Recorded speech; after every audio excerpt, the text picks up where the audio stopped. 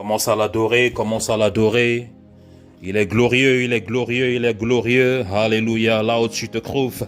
La distance n'est pas une barrière, la distance n'est pas une barrière. Alléluia, alléluia.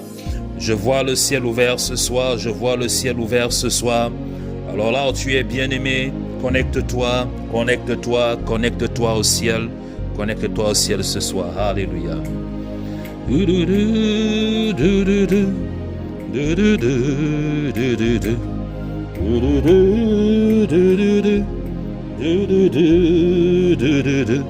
Là où tu es ce soir, bien-aimé, connecte-toi car je vois le ciel ouvert. Alléluia.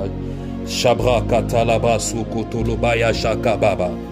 Là où tu es ce soir, bien-aimé, connecte-toi, connecte-toi car je vois le ciel ouvert. Connecte-toi en esprit et en vérité. Connecte-toi en esprit et en vérité. Rabraché ketelebrakata. Alléluia, alléluia, alléluia. Alléluia, alléluia, alléluia. Là où tu es ce soir, bien-aimé, connecte-toi en esprit et en vérité, car je vois le ciel ouvert. Raché ketelebraka. Que le nom du Seigneur soit élevé. Que le nom du Seigneur soit élevé. Hosanna, Hosanna, Hosanna, Hosanna. À toi l'Éternel très haut. Alléluia, alléluia, alléluia. Connecte-toi ce soir, bien-aimé. Connecte-toi ce soir, bien-aimé. Car le ciel est ouvert. Alléluia, alléluia, alléluia, alléluia, alléluia. Que la gloire soit rendue à notre Dieu. Que la gloire soit rendue à notre Dieu. Au nom puissant de notre Seigneur Jésus-Christ de Nazareth.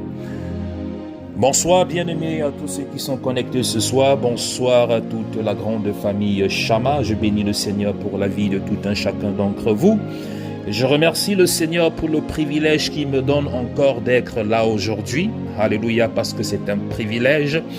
Je remercie le Seigneur qui m'a encore gardé durant toute cette journée jusqu'à cet instant, afin de pouvoir vous apporter le pain de vie. C'est un privilège, alléluia, et c'est un honneur pour moi d'être un serviteur de l'Éternel. Je bénis ici le Seigneur pour la vie de tout un chacun d'entre vous, ceux-là qui ont pris le temps de pouvoir se connecter aujourd'hui, ceux-là qui ont pris le temps de pouvoir être dans la présence de Dieu.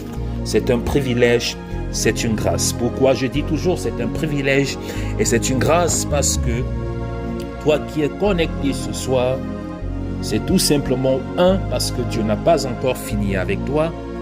Deux, parce que Dieu t'a protégé et il t'a secouru. Alléluia. Plusieurs personnes, présentement que nous sommes en train de parler, plusieurs personnes n'ont pas pu voir cette heure. Alléluia. Présentement que nous sommes en train de parler, je dis bien plusieurs personnes n'ont pas vu cette heure. Est-ce que vous savez que chaque seconde, il y a 30 personnes qui meurent à travers le monde entier? Ok, je le répète encore. Chaque seconde qui passe, il y a 30 personnes qui décèdent à travers le monde entier. Alléluia. Je le répète encore pour que nous essayions un peu de saisir ce que je suis en train de vouloir dire. Je dis ceci. Chaque seconde qui passe, il y a 30 personnes qui sont en train de décéder. Alléluia. Cette phrase que j'ai, prononcée, alléluia, donc ça veut dire que depuis que je suis en train de parler, alléluia, ça fait environ 5 minutes. Si je fais 5 fois 30, ça fait combien? Donc, pendant les 5 minutes que j'ai commencé à parler, il y a eu 150 personnes qui sont décédées. Écoutez-moi très bien. Alléluia. Je dis pendant les 5 minutes que j'ai eu à parler, depuis que j'ai commencé à parler, il y a déjà eu plus de 150 à 170 personnes qui ont décédé. Pourquoi j'insiste sur ça? J'insiste sur ce fait, alléluia, parce que les petites choses que Dieu nous donne, où nous pensons qu'elles sont petites, je ne vais pas dire les petites choses, ok. Ce que Dieu fait dans nos vies, la plupart du temps, nous considérons ces choses comme étant des petites choses. Nous focalisons notre attention sur des choses comme la bénédiction, comme le mariage, comme la guérison, comme l'élévation, ce qui n'est pas du tout mauvais. Écoutez-moi très bien, ce n'est pas du tout mauvais. Mais nous devons apprendre à avoir ce qu'on appelle être ce qu'on appelle reconnaissant. Alléluia. Nous devons apprendre ce qu'on appelle la reconnaissance. Nous, en tant qu'individus, nous avons cette faculté de nous focaliser uniquement sur ce que nous n'avons pas. Particulièrement nous, les enfants de Dieu. Nous avons cette capacité de uniquement regarder ce qui ne va pas dans nos vies. Regarder ce qui manque dans nos vies. Regarder là où nous souffrons. Mais nous oublions très vite ce que Dieu a fait pour nous et ce que Dieu fait pour nous. Alléluia. Et pourquoi je dis ceci? C'est dans cet aspect-là que je tire mon énergie. Je ne tire pas mon énergie dans ce que je n'ai pas ou de ce que j'attends de l'Éternel ou bien de ce qui ne marche pas dans ma vie. Mais je tire mon énergie dans ce que Dieu a fait et ce que Dieu fait dans ma vie. Le fait pour moi de me réveiller ce matin, de dire bonjour à mes enfants, à mon épouse, de conduire ma voiture, aller au travail et de rentrer à la maison, de pouvoir prier, me connecter et de pouvoir partager la parole de Dieu avec vous, c'est déjà une bénédiction. C'est déjà une bénédiction. Qu'est-ce que je vais encore demander à Dieu? Alléluia. Si je ne peux pas dire merci à Dieu pour le temps présent, alléluia, comment pourrais-je dire merci à Dieu pour le temps futur? Si pour ce que j'ai présentement, je n'arrive pas à dire merci à Dieu pour cela, comment pourrais-je dire merci à Dieu pour des choses que je ne vois pas? Alléluia. Parce que beaucoup parmi nous qui sommes en train de m'écouter, beaucoup parmi vous qui êtes en train de m'écouter, vos yeux et vos pensées sont focalisés sur des choses que vous n'avez pas encore. Vos yeux et vos pensées sont focalisés sur vos besoins. Alléluia. Laissez-moi vous dire quelque chose, bien-aimé. Tant que nous vivons, il y aura toujours des tribulations. Tant que nous vivons, il y aura toujours des échecs. Tant que nous vivons, il y aura toujours des problèmes. Tant que nous vivons, il y aura toujours des défaites. Alléluia. Mais ce que Jésus-Christ veut nous faire comprendre, alléluia, c'est que nous ne devons pas uniquement nous focaliser sur ce qui ne va pas dans nos vies. Mais de temps en temps, nous devons apprendre à dire merci Seigneur Jésus-Christ, car je suis reconnaissant. Je suis reconnaissant parce que j'ai la capacité de pouvoir communiquer avec vous en ce moment bien précis. Je suis reconnaissant parce que j'ai la capacité de pouvoir être dans la présence de Dieu présentement et de lever ma voix et d'adorer mon Seigneur. Alléluia. Je suis reconnaissant parce que j'ai la capacité de dire merci à mon Créateur. Alléluia. La parole de Dieu déclare ceci: entrons dans la présence de Dieu avec des actions de grâce. Et l'apôtre Paul déclare ceci dans le livre de 1 Thessaloniciens, ceci: en toutes choses, ne vous souciez de rien, alléluia, mais présentez vos besoins et vos requêtes par des prières, des actions de grâce, alléluia, et des intercessions. La parole de Dieu nous déclare qu'en toutes choses, au lieu de nous plaindre, de nous lamenter, nous devons présenter nos requêtes, alléluia, avec quoi? Des supplications, des prières, des actions de grâce. Il y a quelque chose que j'ai appris, alléluia, et c'est quelque chose que David a appris. Quelle que soit la situation dans laquelle on se trouve, nous devons avoir ce qu'on appelle, nous devons être reconnaissants. Nous devons être reconnaissants. Parce que comme je dis toujours la plupart du temps aux enfants de Dieu, à quoi te sert-il de pleurer si tu n'as pas la vie? À quoi te sert-il de te plaindre si tu n'as pas la vie? À quoi te sert-il de te lamenter si tu n'as pas la vie? Alléluia. Si tu es en train de demander à Dieu qu'il te donne une femme, si tu es en train de demander à Dieu qu'il te donne un travail, si tu es en train de demander à Dieu qu'il te bénisse, à quoi cette bénédiction va te servir si tu n'as pas la vie? Si Dieu décide maintenant de prendre ton souffle de vie, à quoi te servira-t-il toutes ces lamentations? À quoi te servira-t-il tous ces pleurs? À quoi te servira-t-il toutes ces frustrations? Alléluia. Qu'est-ce que nous allons amener avec nous? Vanité des vanités. Tout est vanité. Vanité des vanités. Tout est vanité. Qu'est-ce que nous allons amener avec nous si nous passons toute notre existence à nous plaindre? Qu'est-ce que nous allons partir avec si nous passons tout notre temps à nous plaindre au point où nous oublions même de nous rappeler que nous devons être reconnaissants? Où est partie notre reconnaissance? Où est partie cette reconnaissance-là? Si tout ce que nous connaissons, c'est nous plaindre du matin au soir, mais personne parmi nous n'a pu dire merci à Dieu parce que tu m'as réveillé ce matin. Personne n'a pu dire à Dieu, merci Seigneur, parce que tu as permis que mon enfant rentre à la maison. Il y a des gens qui sont dans leur maison et les avions viennent tomber sur leur toiture. Il y a des gens qui sont dans leur maison et les camions viennent entrer dans leur maison. Il y a des gens qui sont dans leur maison et le feu, leur maison prenne feu. Est-ce que ces personnes-là, nous les dépassons?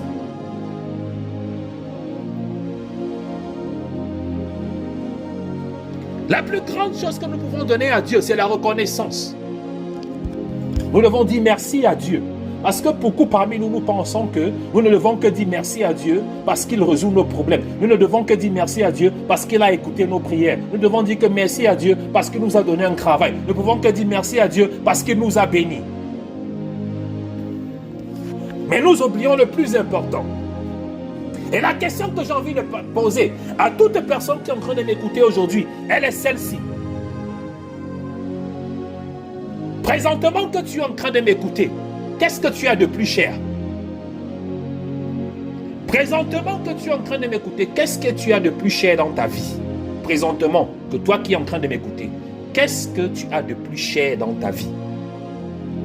Qu'est-ce qui est plus cher dans ta vie présentement que tu es en train de m'écouter? Ne me dis pas ton compte bancaire. Parce que si c'est pour les comptes bancaires, il y a des gens qui ont des comptes bancaires multimilliardaires, mais ils sont couchés dans le lit d'hôpital, ils sont dans le coma. Leurs comptes bancaires ne peuvent pas les réveiller de leur coma. Ne me dis pas que ton mari et tes enfants. Parce qu'il y a des gens qui ont des maris et des enfants qui sont présentement que je suis en train de parler, n'ont pas la capacité de pouvoir embrasser leurs enfants et leurs partenaires. Pourquoi? Parce qu'ils sont couchés dans le lit d'hôpital, dans le coma. Ne me dis pas ta maison et ton travail, parce qu'il y a des gens que je suis en train de parler présentement, qui sont couchés dans les lits d'hôpitaux, dans le coma, qui n'ont plus la capacité de pouvoir se coucher dans leur lit, dans leur maison. Ne me dis pas que la nourriture que tu es en train de manger. Parce que présentement que je suis en train de parler, il y a des gens qui sont couchés à l'hôpital dans le coma qu'on est en train de nourrir avec des tubes. Qu'est-ce que tu as de plus cher dans ta vie maintenant? Dis-moi ce que tu as de plus cher dans ta vie. Parce que j'ai mentionné tout ce que tu pensais que tu avais de plus cher dans ta vie. C'est ce que j'ai mentionné. Qu'est-ce que tu as de plus cher dans ta vie, toi qui es en train de m'écouter? Ou si tu choisis quelque chose d'autre que tu as de plus cher dans ta vie, je vais te poser une question. Plusieurs personnes qui ont eu ces choses dont tu es en train de me parler là, est-ce que lorsqu'ils sont morts, ces choses-là ont pu les ramener à la vie?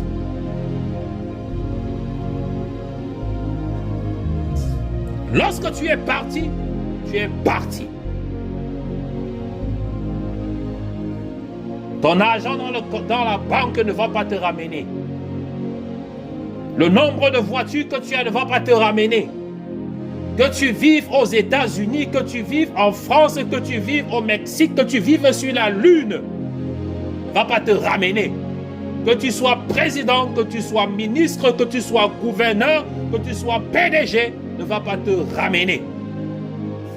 Qu'est-ce que tu as de plus précieux dans toi? Qu'est-ce que nous avons de plus précieux? Et lorsque le Saint-Esprit m'a fait comprendre cela, j'ai commencé à dire merci à Dieu chaque jour. C'est pour ça que la parole de Dieu déclare que Remercions Dieu dans les bonnes et les mauvaises circonstances. Écoutez ça. Remercions Dieu dans les bonnes et les mauvaises circonstances. Pourquoi? Parce que ce qui est mauvais pour toi, c'est la bénédiction de quelqu'un d'autre. Écoutez-moi bien. Ce que tu penses que ce n'est pas bien pour toi, ou ce que tu as que tu simplifies. Tu as 500 francs dans ta main maintenant. Les 500 francs que tu as dans ta main maintenant que tu es en train de simplifier, c'est la bénédiction de quelqu'un qui va jeûner pendant 7 jours pour avoir ces 500 francs-là. Les 500 francs que tu as dans ta main là, il y a des gens qui ont fait 7 jours de jeûne et de prière pour avoir ces 500 francs-là. Mais toi, tu as ces 500 francs-là. Tu ne peux pas dire merci à Dieu. Tu commences à condamner Dieu parce que tu veux 1000 francs, parce que tu veux 10 000 francs. Maintenant, tes yeux commencent à aller sur 10 000 francs. Et les 500 francs que tu as dans ta main, tu simplifies ça. Tu dis que c'est quoi? Tu simplifies. Ça, c'est quoi? Moi, c'est 10 000 francs que je veux. Je veux 10 000 francs. Tu simplifies. Alors que les 500 francs que tu as, il y a des gens qui font une semaine sans avoir ces 500 francs-là. Et c'est ce que je dis toujours à chaque enfant de Dieu. Arrêtez de regarder la bénédiction des autres et de faire de cela votre priorité. Arrêtez de regarder les autres et de vouloir faire une comparaison avec eux. Parce que ta bénédiction que tu as dans tes mains, c'est le jeûne et la prière de quelqu'un pendant 7 jours pour avoir ce que Dieu a mis dans tes mains. Et nous tous, nous n'allons pas être riches. Nous tous, nous n'allons pas avoir des voitures et des maisons. Nous tous, nous n'allons pas voyager. Dieu a voulu que ça soit ainsi. Mais en toutes choses, nous devons dire merci à Dieu. Pourquoi? Parce que ce qui est de plus cher, ce n'est pas le voyage, ce n'est pas les enfants, ce n'est pas le travail, ce n'est pas la maison, ce n'est pas le compte bancaire. Mais ce que nous avons de plus cher, c'est la vie que Dieu nous donne. C'est ce souffle de vie qui circule dans tes veines. Ce souffle de vie que Dieu te réveille chaque matin. Il te donne la capacité de pouvoir respirer. Il te donne la capacité de pouvoir voir le soleil se lever, le soleil se coucher. Pourquoi? Tout simplement parce que Dieu a besoin de notre gratitude. Dieu a besoin de notre gratitude. Soyons reconnaissants. L'être humain est une espèce qui ne sera jamais satisfaite. C'est le fond de l'être humain. C'est comme ça que nous sommes. Nous sommes des éternels insatisfaits. Que ce soit sur le plan professionnel, que ce soit sur le plan naturel, nous sommes des éternels insatisfaits. Et c'est pour ça que vous allez dire la plupart du temps que coupe ta tête, donne à un homme, ça ne va pas le suffire. Coupe ta tête, tu donnes à un homme, ça ne va pas le suffire. Demain, les personnes qui sont en train de t'acclamer aujourd'hui, ce sont ces mêmes personnes-là qui vont te condamner demain. Ce sont ces mêmes personnes-là qui vont t'insulter demain. Parce que l'être humain, c'est comme ça que nous sommes. Je ne dis pas c'est comme ça qu'ils sont, parce que moi-même je suis un être humain. Nous sommes tous des éternels insatisfaits et Dieu connaît ça. Il connaît que, un, nous sommes des éternels insatisfaits et deux, nous sommes des éternels inreconnaissants. Nous ne sommes pas reconnaissants. Coupe ta tête, tu donnes à un être humain aujourd'hui. Demain, ce n'est plus ta tête qui va demander. Tu vas demander à cette personne-là, si c'est sa tête, que la même personne que tu as donné ta tête, le lendemain, la personne-là va dire que je ne te connais pas, je ne t'ai jamais vu. On ne se connaît pas. Ça, c'est la nature de l'être humain. Et ça ne va pas changer. Et c'est pour cette raison que vous allez voir, pour nous qui sommes les serviteurs de Dieu, nous demandons à Dieu de nous donner un cœur de berger. Parce que les mêmes personnes pour qui vous priez aujourd'hui, ce sont les mêmes personnes demain qui vont vous insulter. Ce sont les mêmes personnes qui vont aller dire que c'est un faux serviteur de Dieu, il a fait ceci, il a fait comme ça, c'est un escroc, c'est un ceci. Ça c'est là, ça c'est comme ça que les hommes sont. Mais est-ce qu'on va se fâcher? On ne peut pas se fâcher. Vous allez prier pour des gens. Vous allez jeûner pour des gens. Et lorsque la porte va s'ouvrir dans leur vie, ces mêmes personnes-là, ce sont ces mêmes personnes-là, demain qui vont se tourner contre vous pour commencer à vous saboter. Mais nous qui sommes pour nous plaindre, on n'a pas fait ça à Jésus-Christ. Est-ce que même à Jésus-Christ, on n'a pas fait ça? Lorsque Jésus-Christ entra à Jérusalem, c'est le peuple qui disait Hosanna, Hosanna, Alléluia, Hosanna, Hosanna, Hosanna. Il criait Hosanna. Quand il entrait à Jérusalem, vendredi saint, il entrait à Jérusalem. On versait les palmes au sol. Hosanna, Hosanna, Hosanna. Béni soit celui qui vient au nom de l'Éternel. On l'acclamait, le peuple. Et le lendemain, ce sont ces mêmes gens-là hier qui disaient Hosanna. Ce sont ces mêmes gens-là qui étaient en train de lui dire crucifiez-le. Ces mêmes personnes-là. Vendredi disait Hosanna, samedi disait crucifiez-le. Donc, vous voyez comment l'être humain, la capacité de l'être humain d'être ingrat. C'est le mot que je cherchais, ingratitude. Donc, vous voyez à quel point la capacité de l'être humain est poussée à être ingrat. Et lorsque j'ai dit nous tous, l'ingratitude. Mais c'est bien de faire l'ingratitude avec les hommes. Parce que moi, je ne peux pas vous donner la vie. Je ne peux pas vous donner la vie. Je n'ai pas la capacité de vous donner la vie. Mais c'est mauvais lorsque on pousse notre ingratitude jusqu'à l'être suprême. Jusqu'à cette ingratitude-là est poussée au niveau de l'être suprême. C'est là qu'il y a problème. C'est là qu'il y a problème.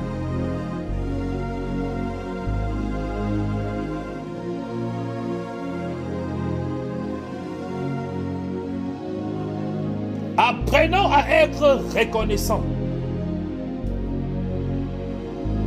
Parce que beaucoup de personnes pensent que la vie se limite uniquement au matériel. Je vais vous dire quelque chose. La vie ne se limite pas uniquement au matériel. Si la vie, je ne suis pas en train de dire que le matériel n'est pas important. Mais si vous définissez votre vie par rapport au matériel, vous n'avez rien compris de la vie.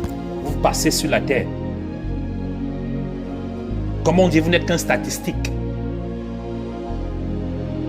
Si vous pensez que la vie se résume uniquement au matériel, vous n'avez rien compris en tant qu'enfant de Dieu. Pour les gens du monde encore, on peut comprendre. Ok? Parce qu'ils n'ont pas reçu la révélation. Pour eux, c'est normal. Pour eux, la vie est basée sur le matériel. C'est pour ça qu'ils peuvent tuer, détruire pour le matériel. La vie ne les dit rien. Lorsque vous voyez les sorciers, les marabouts, ils n'ont pas rencontré Jésus-Christ. Ils ne connaissent pas Jésus-Christ. Donc c'est pour ça qu'ils sont prêts à détruire la vie. Alléluia. De leur prochain à cause du matériel. Et c'est ce qu'on voit de nos jours. Le monde devient tellement méchant que les hommes sont devenus tellement matérialistiques au point où ils perdent ce qu'on appelle les valeurs humaines. Ils perdent les valeurs humaines. On est prêt à mentir, saboter, détruire. À cause de quoi? À cause des valeurs humaines. Où allons-nous? Qu'est-ce qui se passe? Qu'est-ce qui ne va pas? Il y a de cela quelques jours, j'ai reçu le message d'une jeune fille. Elle m'a envoyé un message. Et lorsque j'ai lu son message, j'ai commencé à pleurer.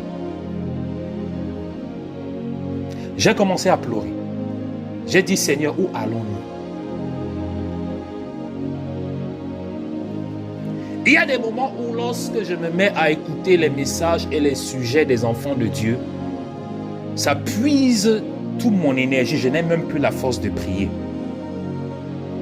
Il ne me reste plus rien en moi pour prier parce que ça puise toute mon énergie. Pourquoi? Parce que mon cœur se meurtrit. Mon cœur se meurtrit.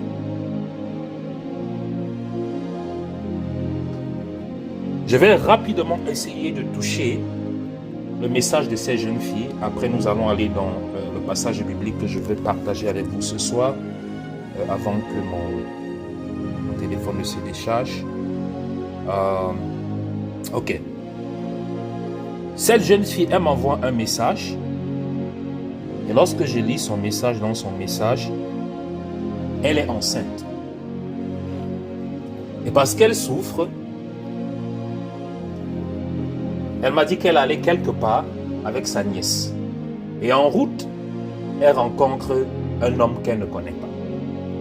L'homme là lui dit ceci: viens avec moi, tu vas me caresser, voici l'argent que je vais te donner. Voici telle somme d'argent que je vais te donner. Et elle écrit dans son message que parce qu'elle a des difficultés d'argent, elle ne savait pas quoi faire, elle s'est retrouvée en train de suivre ce monsieur-là dans sa maison. Et lorsqu'elle arrive dans la maison de ce monsieur, le monsieur fait quoi? Il ferme la porte et il lui dit que si tu cries, je vais te tuer. Et le monsieur commence à la violer. Et lorsque le monsieur commence à la violer, et ça c'est une jeune fille qui est enceinte, le monsieur commence à la violer. Et non pas seulement lorsque le monsieur commence à se forcer en elle, il y avait des choses qu'il a commencé à faire sur elle, automatiquement qui correspondent à des pratiques. Et lorsqu'il a fini de faire ses pratiques, il a chassé, disparu. Et elle m'envoie ce message maintenant qu'elle a besoin de la prière, elle ne veut pas perdre son enfant. Lorsque je lis son message, mon cœur a été meurtri. Pas parce que je l'ai condamnée, mon cœur était en train de la condamner, non, pas par rapport à ça.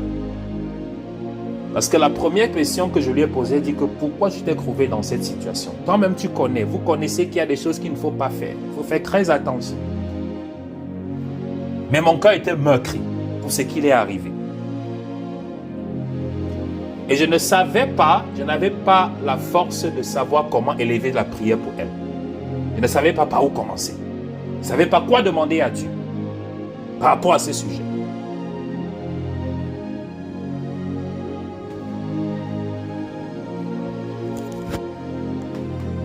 Mais j'ai quand même demandé à Dieu de l'aider. J'ai demandé à Dieu de l'assister.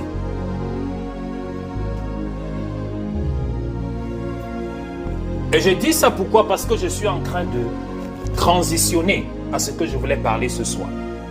Ce que je voulais dire à quelqu'un ce soir.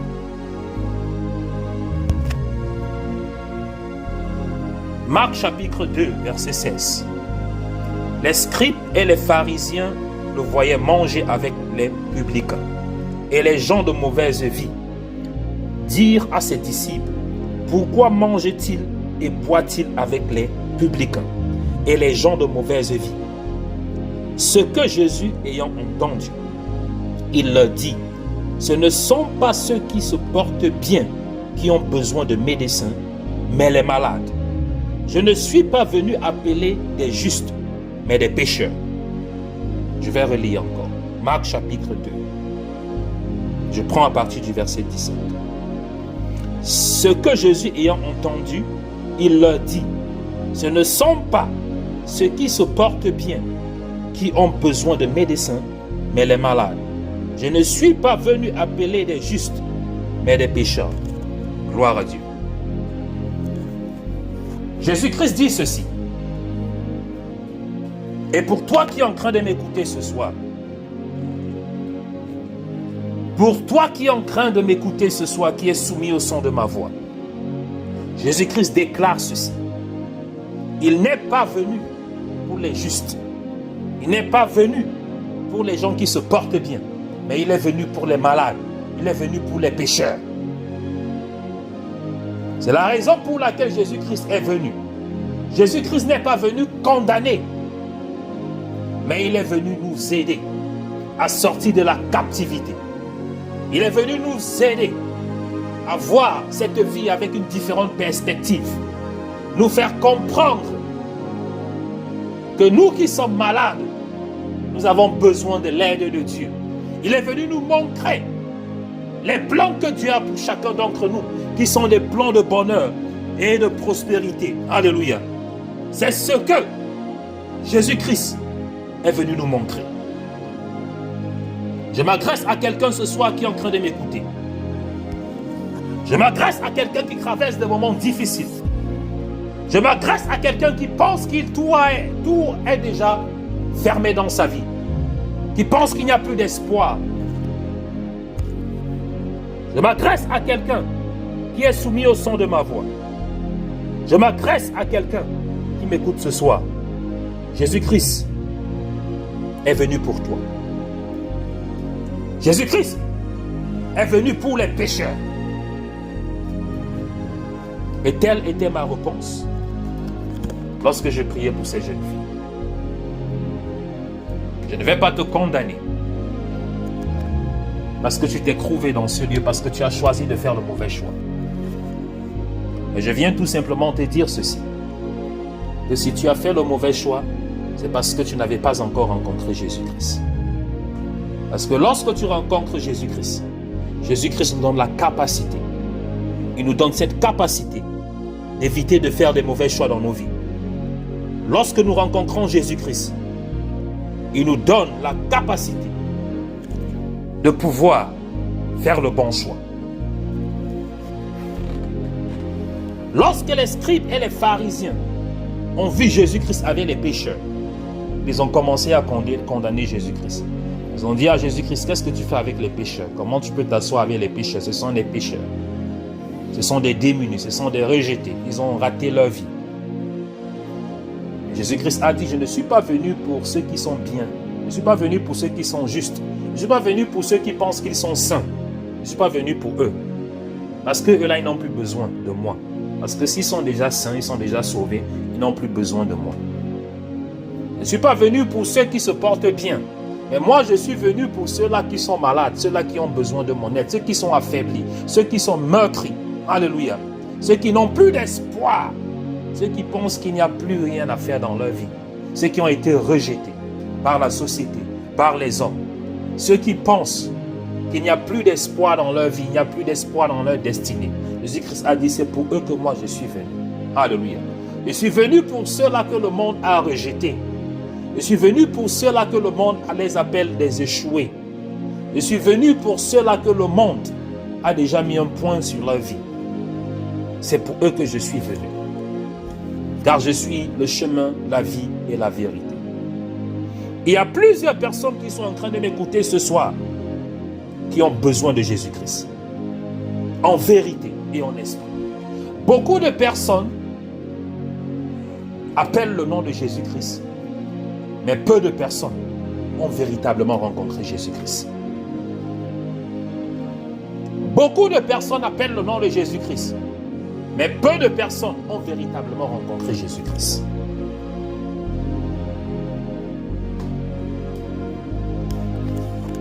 Au départ, lorsque j'ai commencé, je parlais de la gratitude. Au départ, lorsque je parlais de la reconnaissance.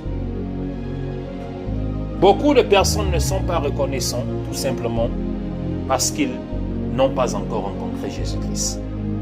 Je vous dis quelque chose.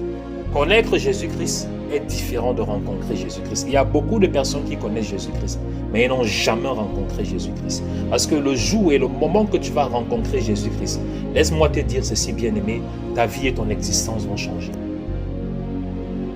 Le jour que tu vas véritablement rencontrer Jésus-Christ, je ne dis pas de connaître Jésus-Christ, parce que beaucoup de personnes connaissent Jésus-Christ.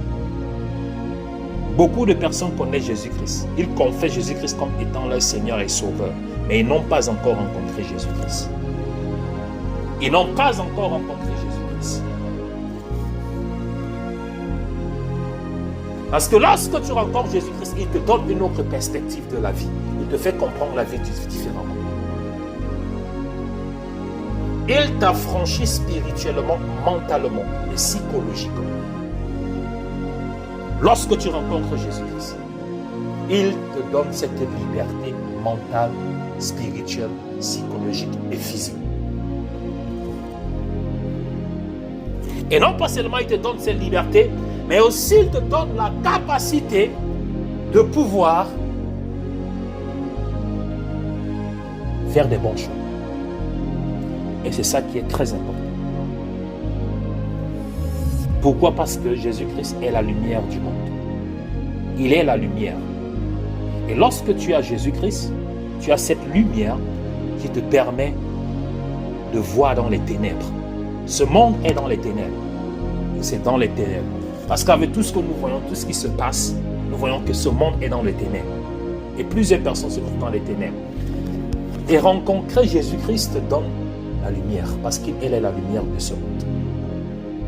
Donc lorsque tu rencontres véritablement Jésus-Christ, il te donne cette lumière qui te permet d'éclairer les ténèbres. Donc ça te permet de voir. Tu vois maintenant et tu as la capacité d'avancer. Beaucoup de personnes avancent dans les ténèbres. C'est pour ça que beaucoup de personnes se trouvent dans des situations difficiles et désespérées. C'est pour cette raison que beaucoup de personnes font des mauvais choix dans leur vie. Pourquoi? Parce qu'ils marchent dans les ténèbres. Leur vie, ce sont les ténèbres. Mais lorsque tu rencontres Jésus-Christ, il devient cette lumière-là qui fait quoi? Qui éclaire ton chemin. Il devient cette lumière qui fait quoi? Il devient cette lumière qui éclaire ton sentier. Et chaque décision que tu prends maintenant, cette décision-là sont des bonnes décisions. C'est comme si tu marchais avec le soleil. Donc toi qui es en train de m'écouter aujourd'hui, toi qui es soumis au son de ma voix, la première chose que j'aimerais que nous essayons de comprendre, c'est que Jésus-Christ est venu pour les malades et les pécheurs, pour ceux qui ont les problèmes. Jésus-Christ est venu pour les gens qui sont imparfaits. Jésus-Christ est venu pour les pécheurs. Il est venu aider les imparfaits. Il est venu aider les pécheurs. Il est venu aider les démunis à sortir de cette situation dans laquelle le monde les a plongés. Parce que vous savez, le 98%, je vais dire 100% de nos problèmes, ça origine du monde. Alléluia, c'est dans ce monde que nous avons tous nos problèmes. C'est de là que originent nos problèmes. Les désirs et les plaisirs de ce monde. Et j'ai pris ce témoignage de ces jeunes filles qui se retrouvent maintenant dans cette situation. Pourquoi? À cause des désirs et les plaisirs de ce monde. À cause de l'argent. À cause de l'argent, tu exposes ta vie. Tu exposes la vie de ton enfant. Tu exposes la vie de ceux qui sont autour de toi. À cause de quoi? À cause de l'amour de l'argent. Et maintenant, lorsque tu sors de cette situation-là, imagine tout ce qui est dans ta vie maintenant. C'est là que tu te retrouves dans les problèmes. Tout simplement pourquoi? Parce que tu as voulu suivre les plaisirs de ce monde. Et tu te retrouves dans cette situation maintenant. Dans cette situation où le monde commence à te rejeter. Les gens commencent à te rejeter. Lorsque tu commences à être malade, les gens commencent à te rejeter. Le monde commence à te rejeter.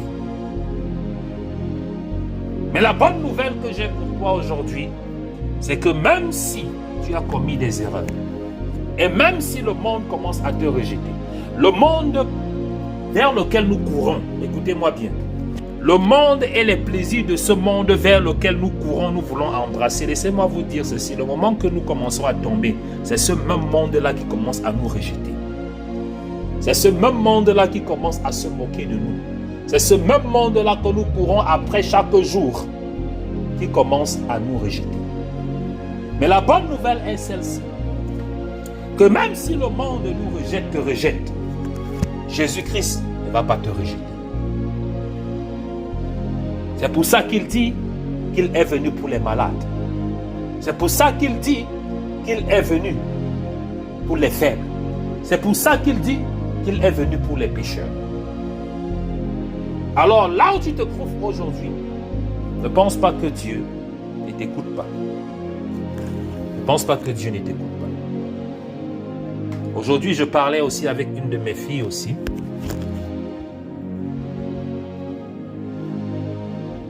Et lorsque je parlais avec elle,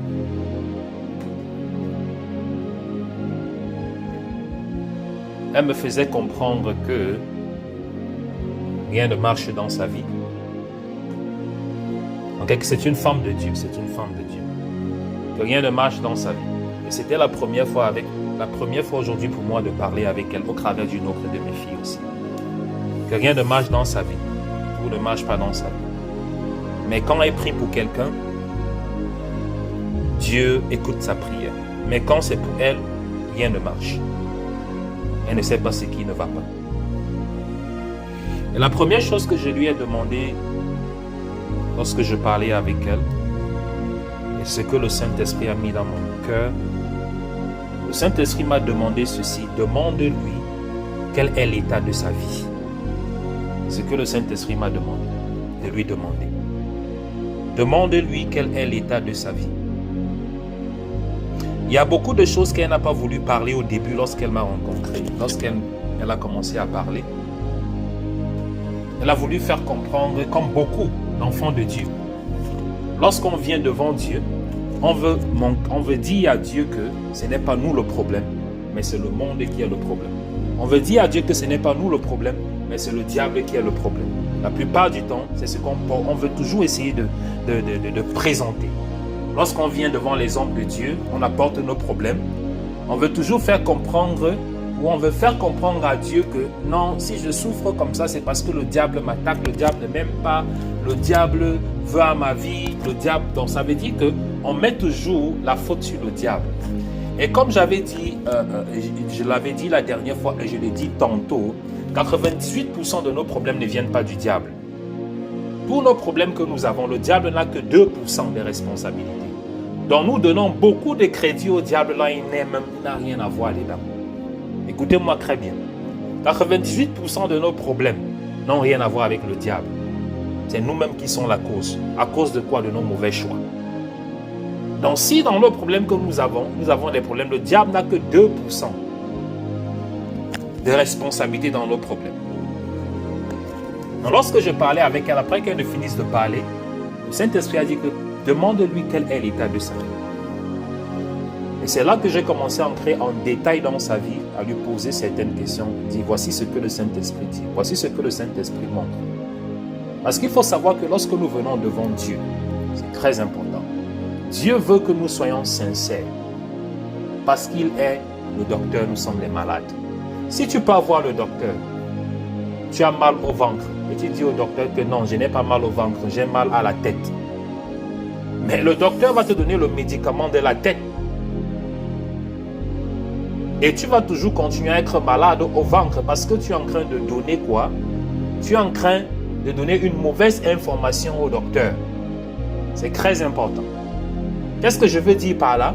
Je veux dire par là que la plupart du temps, lorsque nous venons devant Dieu, donnons la bonne information à Dieu. Dieu n'est pas là pour nous condamner. Il est là pour nous aider à sortir de cette situation. Mais si on se présente devant Dieu, on donne une autre impression de ce qui n'est pas, Dieu va nous regarder. Et c'est ce qui est arrivé à cette dame avec qui je parlais. Parce que depuis, elle a essayé de prier, rien ne marchait. Elle a essayé. Pourquoi? Elle était en train de présenter un faux diagnostic. Dieu voyait effectivement.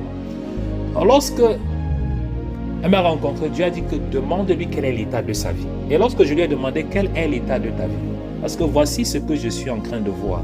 Voici ce qui est en train de se passer. L'homme avec qui tu es en train de vivre maintenant, ce n'est pas ton mari. Vous n'êtes pas marié. Là où tu sors d'avant, le monsieur avec qui tu vivais, tu as eu des enfants. Là où tu étais là-bas, il y a quelque chose qui s'est passé là-bas. Dans la belle famille là où tu étais, bien que vous ne soyez pas marié, on t'appelait sorcière là-bas. Et avant de quitter là-bas, il y a quelque chose qu'on a mis dans ton ventre. Et le Saint-Esprit a commencé à rendre ministère. Et cela a commencé à ouvrir son cœur et elle a commencé à accepter. Mais lorsque je lui parlais, le Saint-Esprit me disait ceci. Le Saint-Esprit lui disait que dis-lui que je l'aime. Dis-lui que je l'aime. Que à chaque fois qu'elle priait pour elle et je ne répondais pas, ce n'est pas parce que je ne l'aimais pas, mais c'est parce que je n'étais pas d'accord. Et c'est que le Saint-Esprit était en train de me dire lorsque j'étais en train de lui rendre ministère. Et ça m'a beaucoup marqué et ça m'a fait comprendre quelque chose. Parce que lorsque Dieu était en train de lui rendre ministère, moi-même j'étais en train de comprendre quelque chose. J'étais en train de comprendre le cœur de Dieu. Lorsque Dieu était en train de parler, moi-même ça me permettait de comprendre le cœur de Dieu. Là où quand Dieu disait, dis-lui que je l'aime, si je ne réponds pas à ses prières, ce n'est pas parce que je ne l'aime pas, mais c'est parce que je ne suis pas d'accord. Et ça m'a fait comprendre beaucoup de choses. Que si Dieu ne répond pas souvent à nos prières, certaines de nos prières, ce n'est pas parce qu'il ne nous aime pas, mais c'est tout simplement parce qu'il n'est pas d'accord avec ces sujets de prière. Ou il n'est pas d'accord avec certaines choses dans nos vies.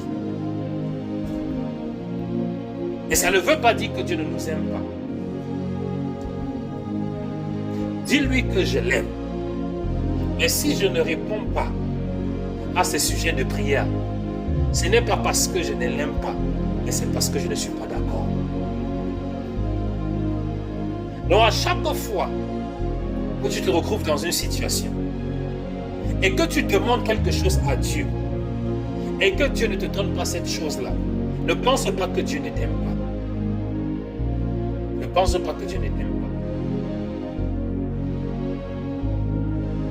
Mais la première chose que tu dois te demander, c'est celle-ci. Est-ce que Dieu est d'accord? Quelle est la volonté de Dieu? Qu'est-ce que Dieu attend? Et il y a beaucoup de choses que Dieu va nous refuser. Ça ne veut pas dire que Dieu nous refuse ça ou ne répond pas à certains de nos sujets de prière. Ça ne veut pas dire que Dieu ne nous aime pas. C'est pour ça que la parole de Dieu déclare ceci. En toutes choses, cherchons la volonté de Dieu. En toutes choses que nous voulons faire, cherchons la volonté de Dieu. Ce n'est pas à chaque moment que nos prières vont déplacer les montagnes. Ce n'est pas à chaque moment que nos prières vont ouvrir le ciel. Ce n'est pas à chaque moment que nos prières vont ouvrir la mer rouge en deux. Mais ce n'est pas parce que nos prières ne déplacent pas les montagnes que ça veut dire que Dieu ne nous aime pas. Et la question que nous devons toujours savoir en tant qu'enfant de Dieu, elle est celle-ci. Quelle est la volonté de Dieu? Est-ce que Dieu est d'accord? Est-ce que ce que je suis en train de faire, Dieu approuve ça? Est-ce que ce que je suis en train de vivre, Dieu approuve ça? Et c'est ce que la plupart du temps, ce que je dis aux enfants de Dieu. Ne faites pas le faux avec Dieu. Ne faites pas le faux avec Dieu. Ne faites pas. Ne présentez pas une image à Dieu que vous n'êtes pas. Ne présentez pas cette, vous perdez votre temps. Dieu connaît tout ce que nous faisons. Ne venons pas en journée présenter que nous sommes des saints et la nuit, nous sommes des loups. Devant Dieu, ne faisons pas ça. Ne faisons pas ces choses-là devant Dieu. Nous perdons notre temps. Parce que Dieu connaît toutes choses. Et c'est ce qui s'est passé avec cette sœur avec qui je parlais aujourd'hui. Elle m'a donné toute une longue histoire. Mais Dieu m'a seulement dit que demande-lui une seule chose. Quel est l'état de sa vie? Et si ce que Dieu ne me parlait pas, ce que j'allais me mettre à élever des prières kilométriques, le diable sort de sa vie, toi qui as bloqué sa vie, je te demande de partir, j'envoie le feu sur toi. J'allais me mettre en train de m'épuiser, tout en sachant que personnellement, tu sais ce que tu es en train de faire ne plaît pas à Dieu. Mais tu veux prendre le raccourci pour venir épuiser l'homme de Dieu. Et la question que j'ai posée, je lui ai posé cette question, je lui ai dit que si tu penses que si Dieu ne te répond pas, qui suis-je? Et c'est ce que je dis à tous les enfants de Dieu. Arrêtez de jouer à la comédie. On n'est pas dans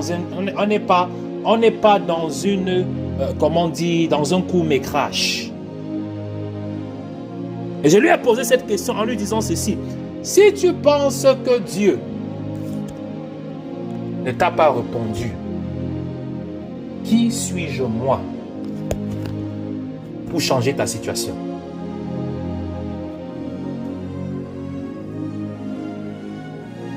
Qui suis-je moi que tu penses que je vais changer ta situation si Dieu qui est assis dans le ciel là n'a pas changé ta situation?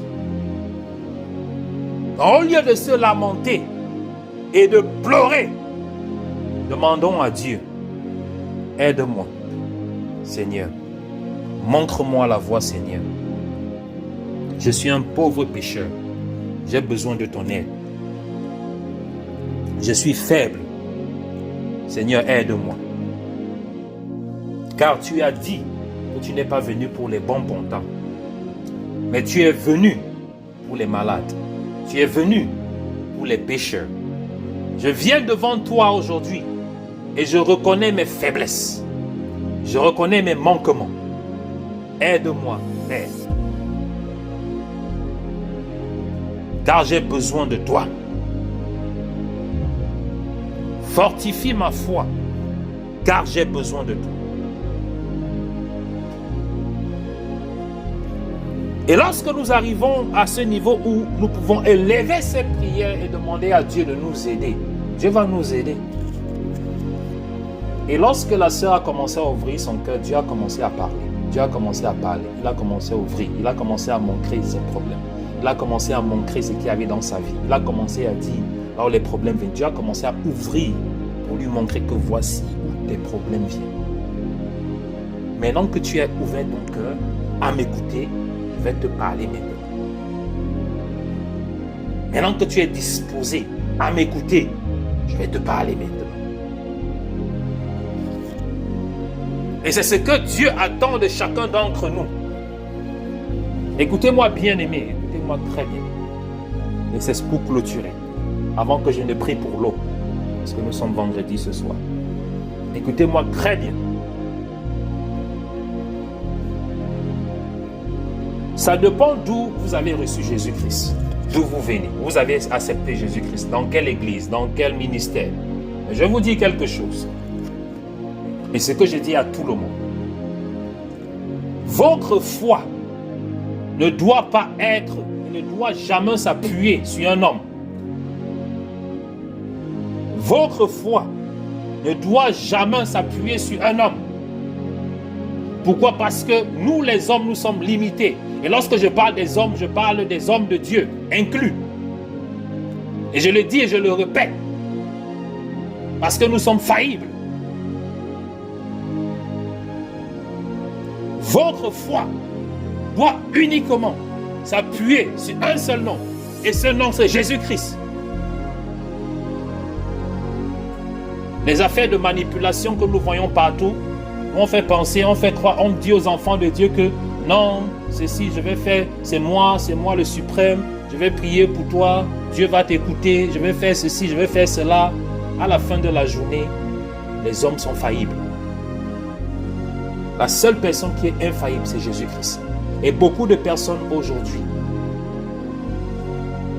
n'arrivent plus à prier, tout simplement parce qu'ils se sont retrouvés dans des communautés où les leaders et les bergers ont failli. Et parce que leur foi était uniquement appuyée sur ces leaders, lorsque le berger a failli, leur foi a failli avec ça.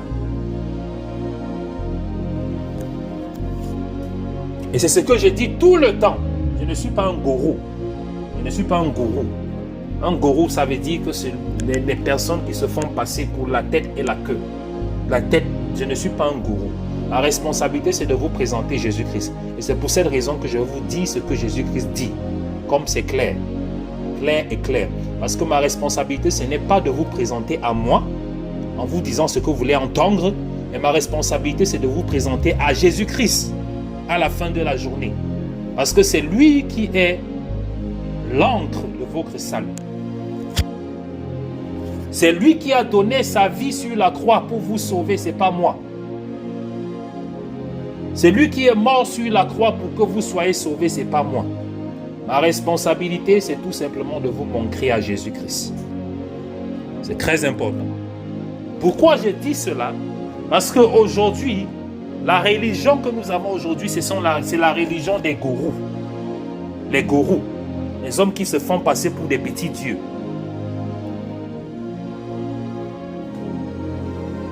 Et c'est pour ça que le corps de Christ est tellement faible. Tellement faible. Les enfants de Dieu ne veulent plus faire aucun effort. Lorsqu'il y a un petit truc, ils envoient homme de Dieu. Priez pour moi pour ça. Homme de Dieu, voici mon problème. Homme de Dieu, voici ma requête. Ce n'est pas mauvais, je ne dis pas que vous ne devez pas le faire. Mais dans ça, quelle est votre responsabilité? Qu'est-ce que vous avez fait aussi? est-ce que vous avez aussi un seul instant, prendre 30 minutes aussi de votre temps, aller demander à Dieu? Vous avez une journée, 24 heures. Pendant la journée, là, 24 heures, vous sortez, vous voyez la télé, vous voyez les films, vous êtes au téléphone pendant 24 heures. Vous ne pouvez pas prendre 30 minutes sur ces 24 heures-là. Allez aussi vous mettre devant Dieu pour remercier et prier à Dieu.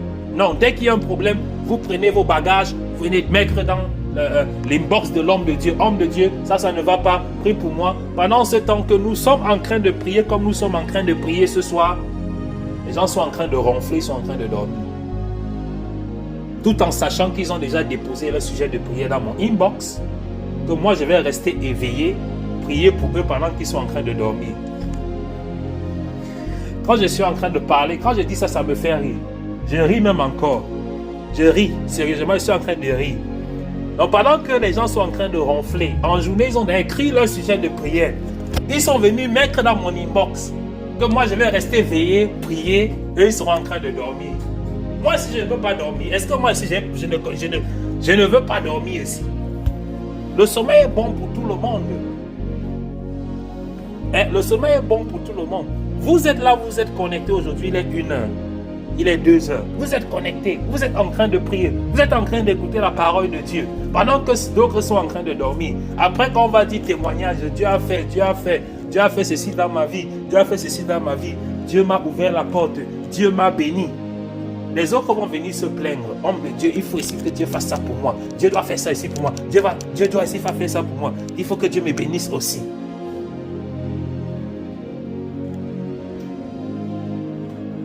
Donc, peuple de Dieu, c'est très important. Ma responsabilité en tant que berger, c'est de vous montrer cette vérité. Tu connaîtras la vérité et la vérité t'affranchira. C'est très important.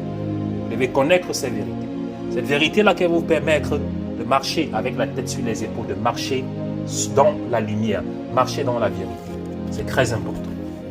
Et nous devons accepter cette vérité-là parce que c'est cette vérité-là qui nous transforme. Nous sommes transformés au travers de cette vérité. Si je ne vous donne pas cette vérité, si je ne vous dis pas cette vérité, vous n'allez pas pouvoir changer. Parce qu'il faut cette vérité pour vous permettre de changer. Tu connaîtras la vérité et la vérité t'affranchira. Donc si je ne vous donne pas cette vérité, vous ne pouvez pas être affranchi. Alléluia. Parce qu'il faut savoir que notre première liberté est d'abord quoi? La liberté mentale. Parce que si mentalement tu n'es pas encore affranchi, même physiquement, spirituellement, tu ne pourras pas être affranchi. C'est très important. Donc la parole de Dieu n'a pas seulement la capacité de nous affranchir spirituellement, mais la parole de Dieu a aussi la capacité, premièrement, de nous affranchir mentalement. C'est pour ça que l'apôtre Paul déclare dans le livre de Romains chapitre 12, à partir du verset 1, « Soyez renouvelés ou soyez transformés par le renouvellement de votre intelligence. » C'est ce qu'il dit. Donc, il dit qu'il faut que vous soyez transformés par le renouvellement de votre intelligence. En quelque sorte, votre transformation physique et spirituelle dépend du renouvellement de votre état d'âme, de votre intelligence, de votre intellect.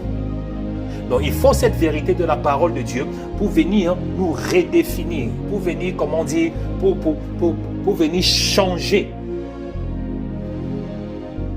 notre perception. Et lorsque cette parole de Dieu, nous la recevons, nous commençons à penser, à voir différemment. Alléluia. Nous commençons à marcher avec ce que l'on appelle les réalités divines, pas les réalités terrestres. C'est pour ça que la parole de Dieu dans le livre de 1 Corinthiens, chapitre 1 déclare ceci: la sagesse de Dieu est folie devant les hommes. La sagesse de Dieu est folie devant les hommes. Donc c'est pour ça que Dieu nous demande de s'appuyer sur sa parole, parce que cette parole-là qui est la sagesse de Dieu, c'est ça qui est quoi? Une lumière sur nos pieds, une lampe sur notre sentier. Alléluia. Gloire à Dieu. Je vais m'arrêter là à cause du temps. Je vais prier pour bénir l'eau. Prenez vos bouteilles d'eau, je vais rapidement prier pour bénir vos bouteilles d'eau rapidement. Pour ceux qui ont apporté la bouteille d'eau aujourd'hui, c'est vendredi. Alléluia. Prenez vos bouteilles d'eau, nous allons prier. Chapra. Seketebra sakata. Prenez vos bouteilles d'eau, je vais bénir l'eau. Rachakata. Rapidement. Je vais prier pour l'eau rapidement et après je vais prendre quelques sujets de prière. Ce soir, je vais prendre quelques sujets de prière. Alléluia. Mais avant cela, je vais bénir l'eau. Gloire à Dieu, gloire à Dieu, gloire à Dieu. Ta bouteille doit être prête. Chaka. Rabrakata, Shekebra Sakata. Balaba Sheketeli. Rosso Kotoba. Shakaba. Prépare ta bouteille d'eau. Je vais prier pour l'eau ce soir. Alléluia.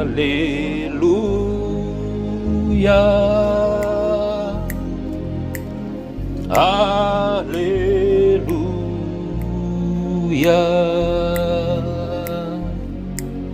Alléluia.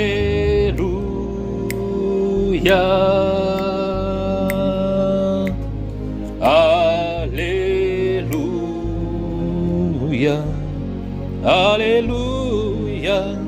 Alléluia. Alléluia.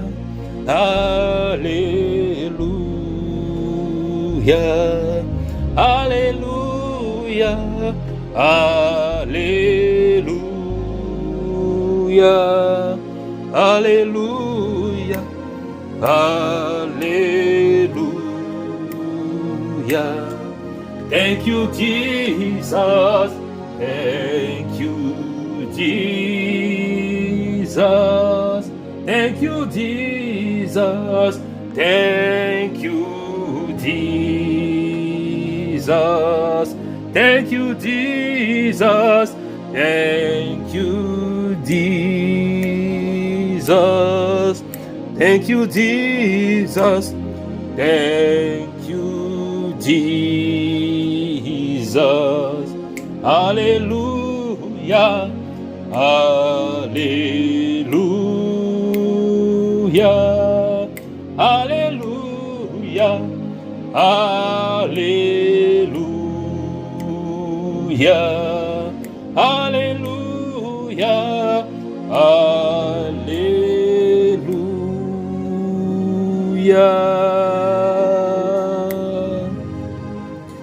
Alléluia.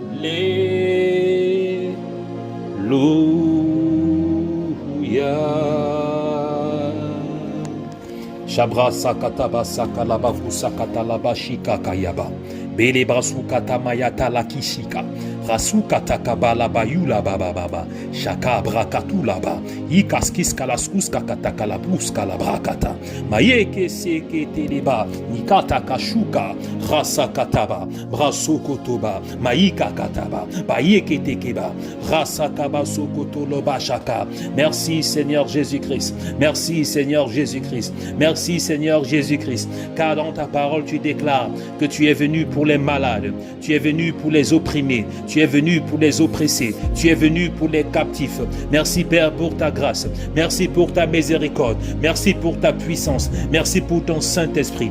Père éternel, je lève mes mains vers les montagnes ce soir. Je lève mes mains vers toi ce soir, au nom puissant de Jésus-Christ. Et je présente ton peuple à toi. Je présente tes enfants à toi, qui sont rassemblés dans ta présence, avec leur bouteille d'eau. Seigneur, je prie pour chaque bouteille d'eau. Je prie pour chaque bouteille d'eau, que tu impactes maintenant, par ta puissance, que tu impactes maintenant, par ta gloire, chaque bouteille d'eau, chaque bidon d'eau, chaque récipient d'eau qui est présenté devant toi ce soir, au nom puissant de Jésus-Christ, au nom puissant de Jésus-Christ, que chaque bouteille d'eau, chaque récipient d'eau qui est présenté à toi ce soir, prenne les propriétés de ton sang qui ont coulé sur la croix de Golgotha, le sang de Jésus, le sang de Jésus, le sang de Jésus, le sang de Jésus, le sang de Jésus, le sang de Jésus. Et je déclare, Père éternel, qu'au travers de cette eau, que les chaînes se brisent, qu'au travers de cette eau, la maladie disparaisse. Au nom puissant de Jésus-Christ, au nom glorieux de Jésus-Christ,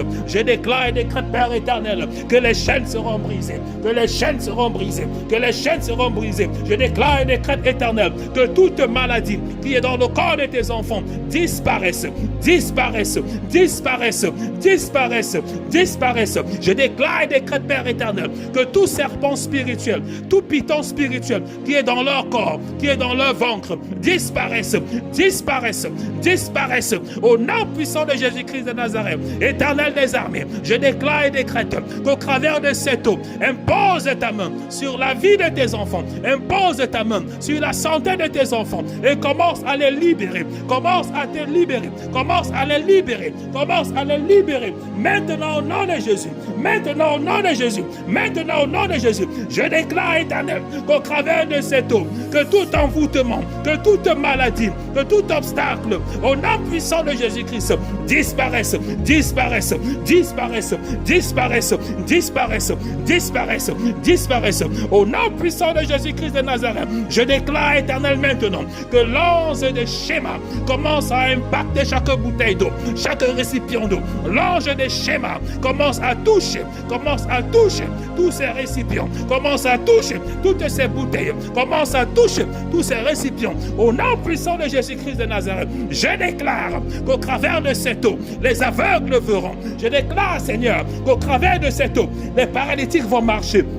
Au nom puissant de Jésus-Christ de Nazareth, je déclare, Père éternel, qu'au travers de cette eau, les malades vont se lever, ceux qui sont dans le coma vont se lever. Au nom puissant de Jésus-Christ de Nazareth, je déclare, Seigneur Jésus-Christ, que tous ceux qui seront au contact de cette eau seront restaurés, seront restaurés, seront restaurés, seront guéris, seront restaurés, seront guéris, seront libérés. Au nom puissant de Jésus-Christ de Nazareth, au nom puissant de Jésus-Christ de Nazareth, je déclare, Papa, que maintenant au son de ma voix, tu te glorifies au travers de cette eau, tu te glorifies au travers de cette eau, tu te glorifies au travers de cette eau. Glorifie ton nom éternel, glorifie ton nom éternel, glorifie ton nom Seigneur Jésus-Christ, glorifie ton nom Seigneur Jésus-Christ, qu'au travers de ton Saint-Esprit, qu'au travers de ton Saint-Esprit, qu'au travers de son Saint-Esprit, qu'il y ait restauration, qu'au travers de ton Saint-Esprit, qu'il y ait délivrance, qu'au travers de ton Saint-Esprit, qu'il y ait liberté, qu'au travers de ton Saint-Esprit, qu'il y ait restauration, au travers de ton Saint-Esprit. Seigneur, que les chaînes se brisent, les chaînes de la captivité, les chaînes de l'ignorance, les chaînes du mensonge, les chaînes du péché, les chaînes de l'envoûtement, les chaînes de l'obscurité, les chaînes des ténèbres soient brisées, soient brisées, soient brisées, soient brisées, soient brisées, soient brisées, soient brisées, soient brisées, soient brisées, soient brisées au contact de cette eau, au contact de cette eau. Seigneur éternel des armées, glorifie-toi maintenant, que chaque récipient d'eau devienne le sang de Jésus-Christ, devienne le sang de Jésus-Christ, devienne le sang de Jésus-Christ, devienne le sang de Jésus-Christ, devienne le sang de Jésus-Christ, devienne le sang de Jésus-Christ. Seigneur, je déclare et décrète que toute maladie mystique, maladie mystérieuse, maladie spirituelle disparaisse, disparaisse, disparaisse, disparaisse, disparaisse, disparaisse au contact de cette eau, au contact de cette eau, au contact de ton sang, au contact de ton sang, au contact de ton sang, au nom puissant de Jésus-Christ de Nazareth. Père éternel, je déclare, je décrète, je déclare, je décrète, je déclare, je décrète, et j'appelle l'ange de schéma maintenant, qu'il impose et qu'il impacte tout récipient d'eau, tout récipient d'eau, toute bouteille d'eau, maintenant au son de ma voix, maintenant au son de ma voix, maintenant au son de ma voix. Je déclare que les malades sont guéris. Je déclare que les captifs sont libérés. Je déclare que les âmes enchaînées sont restaurées au nom puissant de Jésus-Christ de Nazareth. Je déclare que toute main invisible, toute alliance, toute force des ténèbres qui contrôle ta vie, qui contrôle ta destinée maintenant, au travers du sang de Jésus-Christ, je déclare que tu es libre. Je déclare que tu es libre au nom puissant de Jésus-Christ de Nazareth. Ceux qui sont connectés ce soir, alléluia, prenez une gorgée de cette eau, prenez une gorgée de cette eau, alléluia, ceux qui sont connectés présentement, buvez une gorgée de cette eau maintenant. Le sang de Jésus-Christ en action, le sang de Jésus-Christ en action.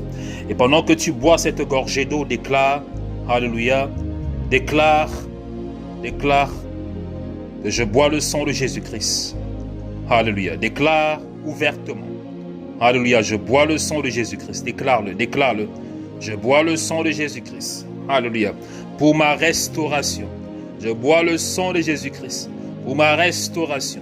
Je bois le sang de Jésus-Christ. Pour ma sanctification. Je bois le sang de Jésus-Christ. Pour ma guérison. Je bois le sang de Jésus-Christ. Pour ma restitution. tout ce qui a été volé dans ma vie, je restitue maintenant. Le sang de Jésus-Christ, tout ce que l'ennemi a volé dans mon corps, dans mon âme, dans mes rêves, dans ma vie, dans ma destinée, tout ce que le diable a volé, je bois le sang de Jésus-Christ. Je bois le sang de Jésus-Christ. Et je déclare maintenant que mon corps est hostile à toutes les œuvres du diable. Mon corps est hostile à toutes les œuvres du diable.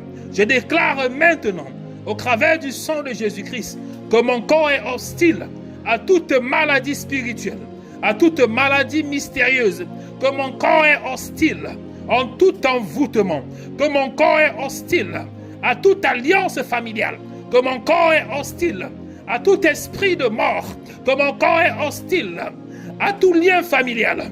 Mon corps est hostile au nom de Jésus-Christ, par le sang de Jésus.